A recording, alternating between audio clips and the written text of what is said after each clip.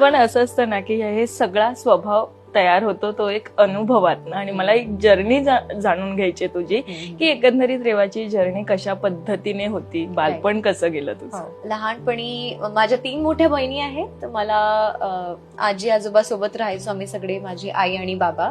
तर मला 3 मोठ्या बहिणी आहेत आणि मी चौथी यासाठी कारण माझ्या आजीला मुलगा हवा होता, जे ऍक्च्युली पहिले असं असायचं असं की नको मुलगा असायला पाहिजे, तो पिढी वाढवेल, तो नाव रोशन करेल आणि थोडं मुलींना कमी लेखायचं त्या वेळेला असं होतं. माझ्या आईबाबांना कधीच असं त्रास नव्हता, त्यांनी असं कधीच आम्हाला फील करून नाही दिलं की काही कमी आहे किंवा मला मुलगा हवा होता.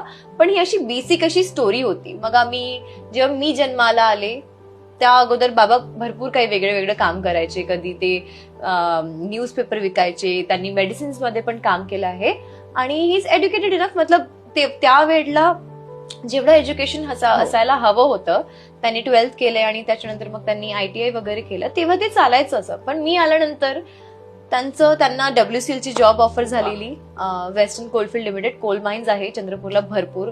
तर त्यानंतर मग आम्ही वेगळे शिफ्ट झालो. तर लहानपणापासून हे ऐकायला मला मिळालेलं आहे की तू खूप लकी आहेस, तू खूप भाग्यवान आहेस, जसं आमच्यासाठी सुद्धा. आणि तू आल्यानंतर भरपूर अशा गोष्टी बदललेल्या आहेत. तर मला हे ऐकून ना मला खूप पॉझिटिव्ह फील व्हायचं.